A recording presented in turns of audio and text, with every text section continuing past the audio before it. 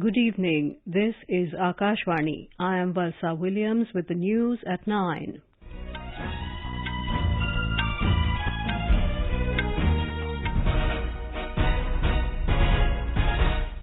The headlines. Prime Minister Narendra Modi advocates Uniform Civil Code, says Constitution also talks about equal rights of citizens. DoPT approves mass promotions, saying it is actively reviewing stagnation in central ministries. World losing tropical forests at a fast pace, derailing the pledge to end deforestation by 2030, says an international report. President Droupadi Murmu confers Distinguished Service Awards to 84 serving and retired armed personnel at the Defence Investiture Ceremony in New Delhi. IMD warns of heavy rainfall in several parts of the country. And in SAFF Football Championship, India-Kuwait match to decide topper in Group A underway in Bengaluru.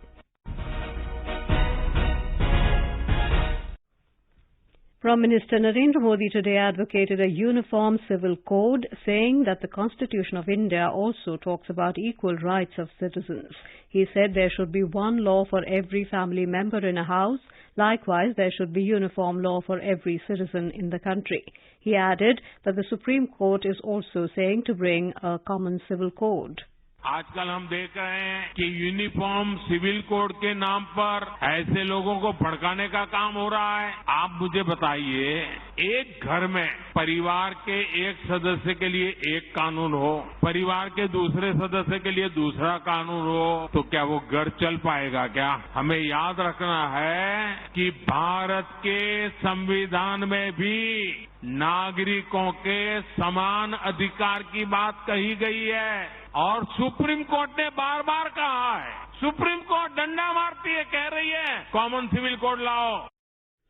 Addressing party workers at BJP's Mera Booth Sabse Mazboot program at Motilal Nehru Stadium in Bhopal today, Mr. Modi said that people in the country are being instigated in the name of Uniform Civil Code. He alleged that opposition parties are playing vote bank politics.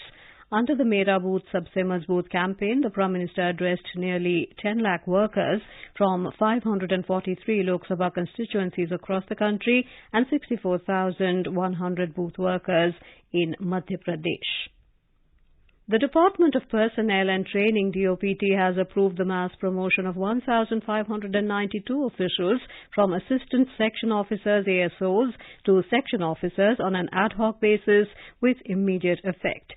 Making this announcement in New Delhi today, Union Minister Dr. Jitendra Singh also informed that another 2,000 promotions in ASO and other grades are in process, and they are likely to get promoted by this year-end. He emphasized that the government is actively reviewing stagnation issues in central ministries over the past 9 years, and last year alone, around 9,000 mass promotions were granted. The minister also expressed concern at cases where employees spend their entire service tenure without securing a single promotion and highlighted efforts to address stagnation at middle and lower levels of administration. Road Transport and Highways Minister Nitin Gadkari has said the total length of the national highways in the country increased by about 59% in the last 9 years. As a result of this expansion, India now has the second largest road network after the US.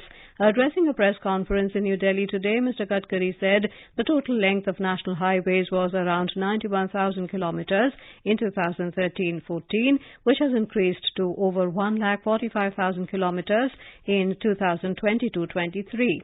He also said that in the last 9 years, the increase in 4-lane national highways rose about 2 times.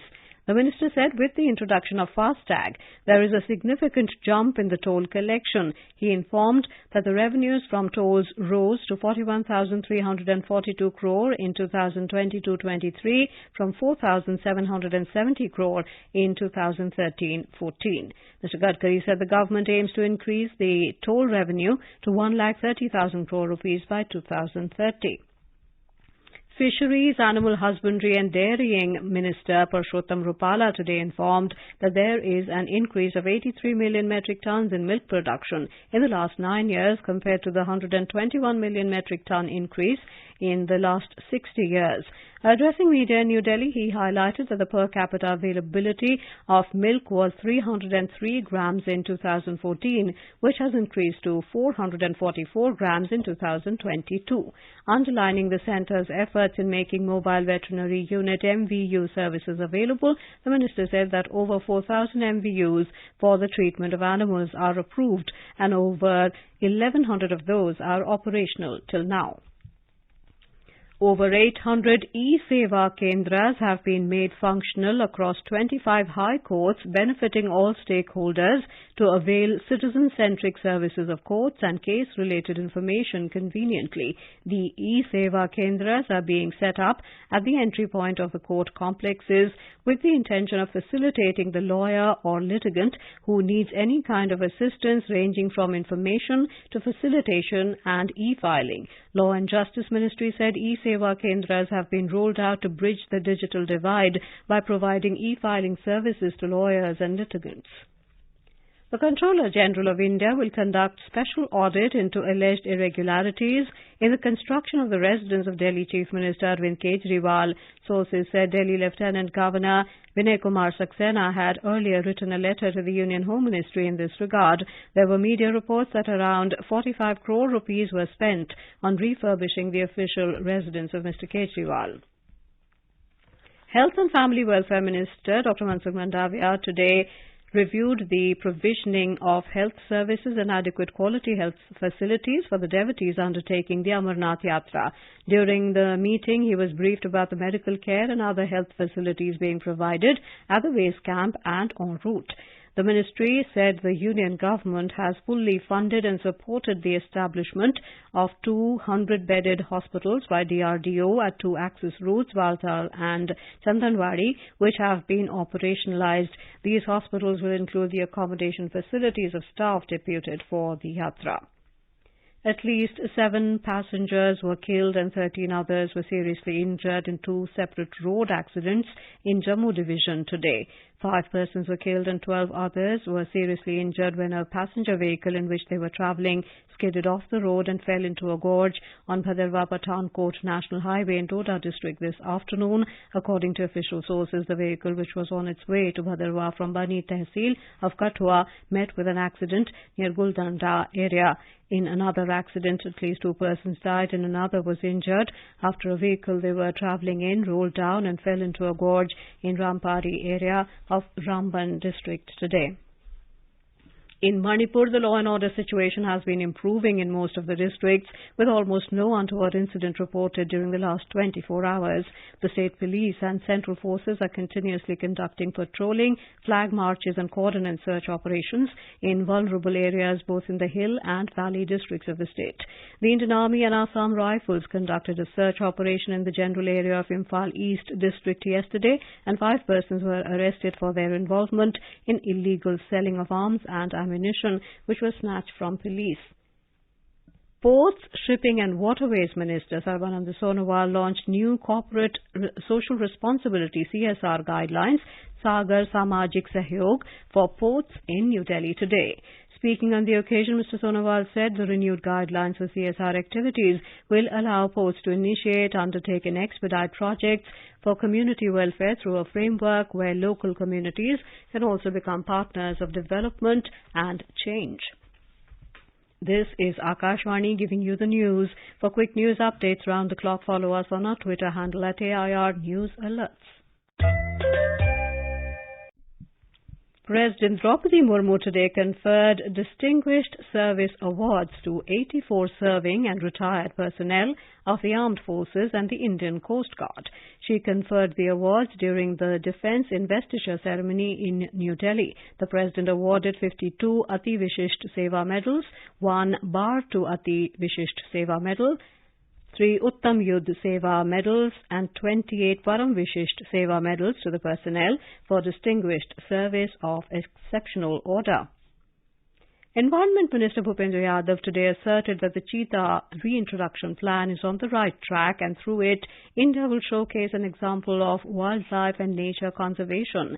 Replying to a media query on Project Cheetah in New Delhi, Mr. Yadav said the cheetah reintroduction plan is about to complete 1 year, and during this period, cheetahs have to adapt to the weather, establish their territories, and prepare their prey base. He said the young scientists and foresters are monitoring the project. The minister added that Project Cheetah is a special program to move from ecological wrong to ecological harmony, and expressed confidence that the country will succeed in it. अगर हम पिछले 9 वर्षों में देश की wild life conservation में देखेंगे तो देश में जहां टाइगर की संख्या में 42% इंक्रीज हुआ है, वहीं दुनिया में एशियाटिक लायन 100% केवल भारत में है, टाइगर भी 75% भारत में है, और उसके साथ ही साथ लेपर्ड और राइनो की संख्या जो हमारे विशिष्ट स्पीशीज हैं उनमें संख्या में वृद्धि हुई है।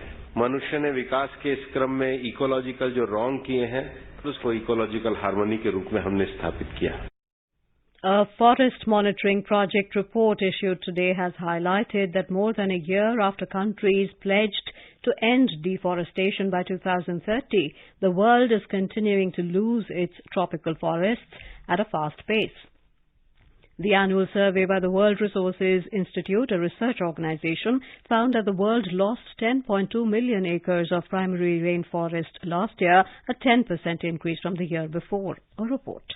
The Forest Monitoring Project report is the first assessment to cover a full year since November 2021, when 145 countries pledged at a global climate summit in Glasgow to halt forest loss by the end of this decade.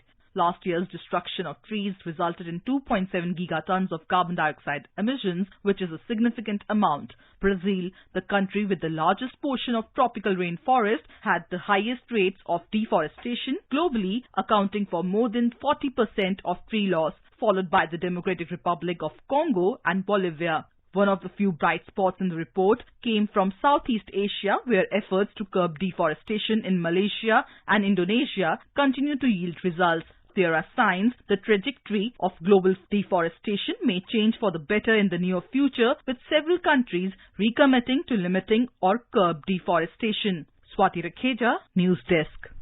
In Assam, the flood situation improved further due to better weather conditions, but more than 1,21,000 people of 514 villages are still reeling under the deluge across 22 revenue circles. One person lost his life in Barpeta district today. More from our correspondent.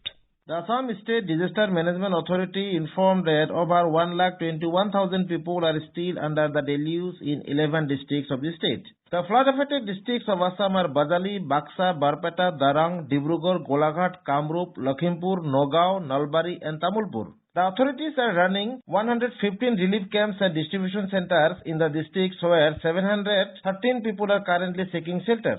A total crop area of 2,389 hectares continues to be under the floodwaters. On the other hand, no river is currently flowing above the danger level. Aminul Juddar, Akashvani News, Guwahati. The India Meteorological Department IMD has predicted extremely heavy rainfall over Gujarat region tomorrow. Heavy to very heavy rainfall is also likely over East Rajasthan, Himachal Pradesh, Uttarakhand, Madhya Pradesh, Chhattisgarh, Goa, Maharashtra, coastal Karnataka and Kerala. IMD also said the southwest monsoon has further advanced in most parts of North Arabian Sea, remaining parts of Gujarat and some more parts of Rajasthan today. It has said that conditions are favourable for further advance of southwest monsoon into some more parts of Rajasthan and remaining parts of Haryana and Punjab during the next 2 days. In football, the India-Kuwait match is now underway in the last Group A game of the SAFF Championship in Bengaluru. India was leading 1-0 a short while ago. Sunil Chhetri scored the goal for India in the 45th minute. This match will determine the Group A topper and they will play in the semi-finals. In another Group A match, Nepal defeated Pakistan 1-0 today from Group B. Lebanon and Bangladesh registered wins in their second games on Sunday. And now before we end the bulletin, the headlines once again. Prime Minister Narendra Modi advocates Uniform Civil Code, says Constitution also talks about equal rights of citizens. DoPT approves mass promotions, saying it is actively reviewing stagnation in central ministries. World losing tropical forests at a fast pace, derailing the pledge to end deforestation by 2030, says an international report. President Droupadi Murmu confers Distinguished Service Awards to 84 serving and retired armed personnel at the Defence Investiture Ceremony in New Delhi. IMD warns of heavy rainfall in several parts of the country. And in SAFF Football Championship, India-Kuwait match to decide topper in Group A underway in Bengaluru. That is all in the news at 9. Good night.